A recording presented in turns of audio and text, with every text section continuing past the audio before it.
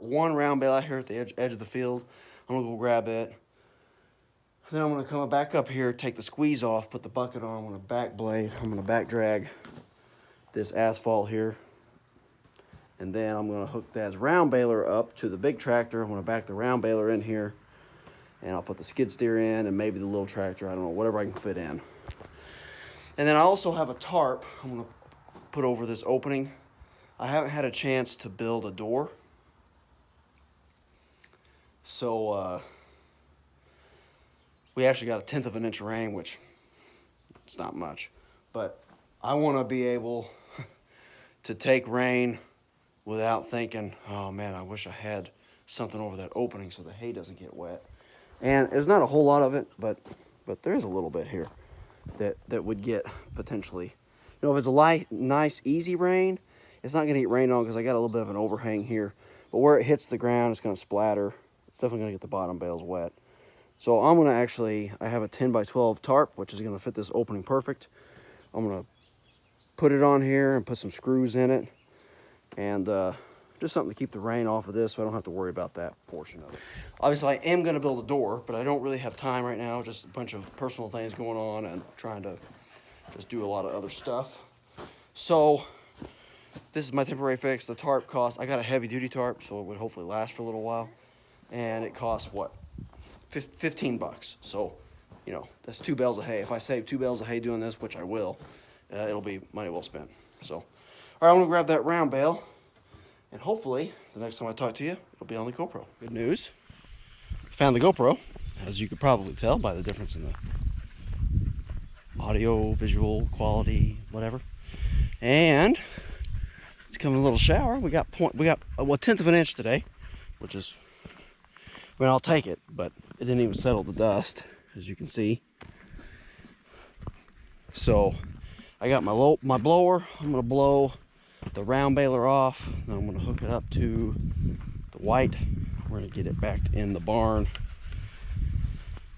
And then I'll see what else I can fit. Hopefully I can fit my little tractor. I'd like to put my stacker in, but that's not going to happen. It takes up way too much space. And then I'd like to put my skid steer in if I can. That'll be all the tractors, the round baler. The square baler is already inside. Yada, yada, yada. You know the drill. Got her blown off. We're going to go back this in the barn. And see what kind of room we've got to get whatever else in. Then we're gonna get our tarp put up. All right, got it in. I actually kind of forgot. I don't know, I had a lapse in my cognitive abilities. And I forgot that I had this stack stacked out further, and I backed right into the stack. I mean, it didn't hurt anything, but before I put the skid steer in here for sure, I'm gonna back drag that a little bit and just make sure it's as good as it's gonna get. By the way, if I haven't mentioned already, asphalt sucks. So I'm gonna try to get some CA6 to, actually the entrance there, I'm gonna scrape all that asphalt off. I'm gonna put CA6 down. This out here, the stuff out here, and maybe some in here, I'm gonna try to back drag it and drag some out so I don't lose my height, and I'm gonna cap it with about 2 or 3 inches of CA6. So if that works, that'll at least, it will have saved me a little bit. But you can't just use asphalt because it will never pack down, ever. I mean, I could drive through here, like this right here is fairly solid to walk on, but literally you just do that, boom, it's loose as can be. Look at that. Junk. All right, guys, so got the tarp put up over the opening. Worked out pretty good. And got everything put inside here. Got the stacker blown off, got the round baler blown off. The white and the round baler's in here. The Deutz is back behind the skid steer. And we got the skid steer. The four-wheeler. It's kind of dark in here with that tarp up there, though. Of course, a few bales of hay as well. Hot dog, hot diggity dog. Did I tell you guys that we're done with first cutting? I got his round baling finished up. This new field for me was the last field I had. And then I actually, the field right out here by the house, that's a second cutting field. So we've got the first of my second cutting field done. And we'll see what happens. Hopefully we get a little bit of rain and things grow back and get some fertilizer on. I haven't put any fertilizer on because there's no real rain in the forecast. And nitrogen just, if you don't get any rain and it's really hot, it just goes into the atmosphere. So, or leaches, which is not going to leach if it's super dry. It's just going to evaporate into the atmosphere. Anyways, so if I see some rain coming in the forecast, I might try to get some out so it can rain on it and get that incorporated. If we aren't able to do that, second cutting is going to be, even if we do get some rain, second cutting is going to be pretty dismal, whatever. Not very good. I'm going to unhook the round baler and go get the drill hooked up.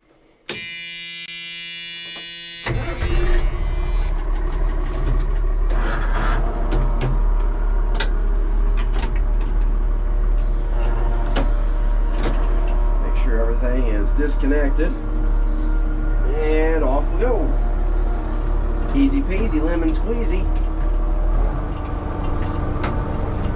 Oh, look at that. She's letting Kate have a turn. They do pretty well, you know that? I know everybody probably thinks their kids are just the greatest. I'm not naive enough to think my kids are the greatest, but I think they are pretty good.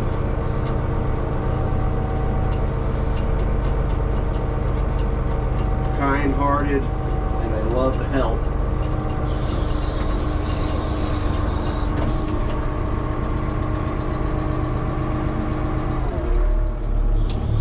I'm gonna have to adjust the height because I had it hooked to the truck and I had the hitch turned high, so it's definitely gonna be too high. Oh yeah, by like 6 inches, maybe not quite 6. Yeah, it probably is 6. Long ways up there. We'll get her though. Alright guys, got everything hooked up. I went ahead and let it down so it'll be ready for me to add seed to it. Can't add seed when it's up because it's way too high. I went back and watched my old video. I will stick it in here. And I actually hand cranked it to see how much seed I was putting out. And at 70, I was putting out 10 pounds to the acre. So I think I ended up running on 80, 75 or 80, because I want, so 10 pounds to the acre is probably pretty good, but I am running coated seed. So that's going to decrease the number of seed I'm actually putting per acre. And because it's so dry and I'm no-tilling, I want to put a little extra just because I know some of it, at least a decent amount of it, more than if you work it up and plant it right, is not going to germinate. So because it's no-till, my fields aren't perfectly level. You're going to have places where it goes too deep, places where it doesn't go deep enough. Just a lot of variation there. So I've got some Teff seed here. Had some mice get into one of them, eat a hole in it. But this here is called Bonus Forage Teff grass. Bonus? Yeah, Bonus. And it's got nitro coat coating on it. And this other is called it's a Charger brand Teff grass. I don't know what they call their coating, but it's from Alpha Rex Seeds. So this is the new stuff that I just bought. Just the older stuff. I didn't want to plant just the older stuff just in case it doesn't germinate very good. So we're going to kind of mix it to make sure I get, and then I'll up my seeding rate a little bit. So there's what the new looks like. And then the old coating is more like a gray or whatever color you would call that. Says the colorblind man. Yep. We're mixing this seed together. Can you climb up there? I can get up there. In the bucket. There you go. Good job. Like that, get your finger in there and it'll match. You know what I mean? Good to do. We'll get ready to do that. Don't put your finger. Where'd you get that from? Looks like there's fly eggs over there. Yeah. Well, I know from... Alright, we're headed to the back field. We mixed our old seed with our new seed. And we're going to get back there and we're going to get our depth and all that good stuff set. And put some seed in the ground. What do you say, Kay? Yeah.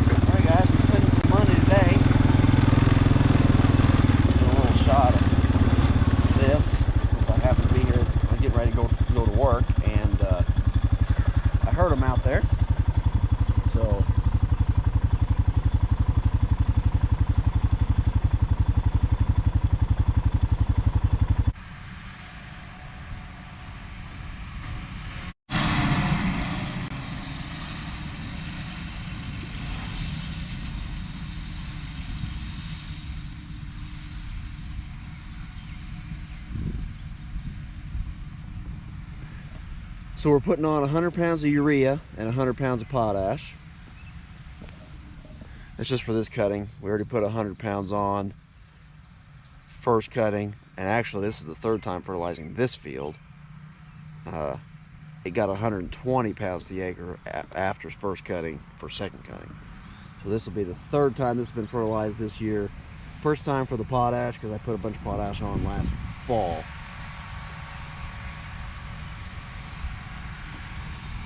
Now, so here's the neighbor's field. It's actually looking really good, guys. Yep, she's still pouring out of there. That's good.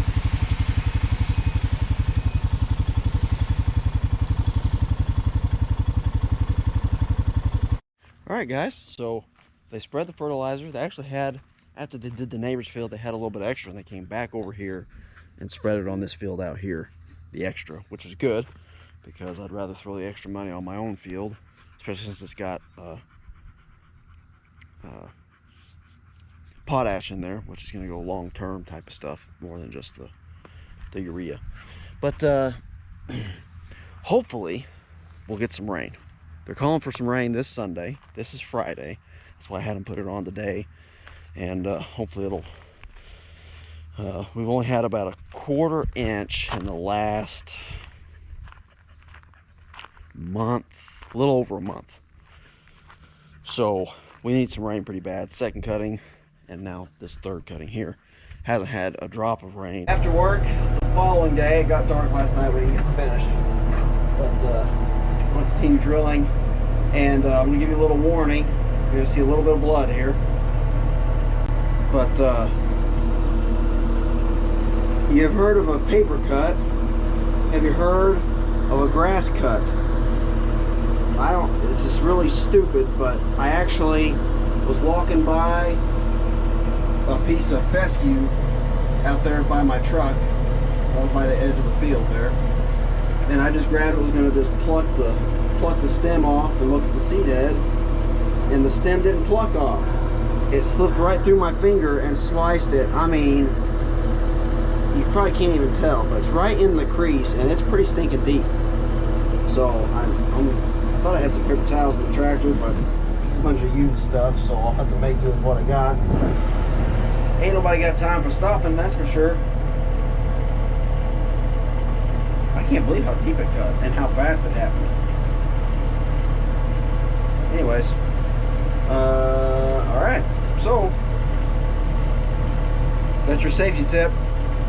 Don't let a stem or blade of grass slide through your fingers, because it'll cut you pretty bad. Got my finger bandaged up. Before I came over here to the neighbor, I had planted 9 acres. That's stuff that, where the orchard grass,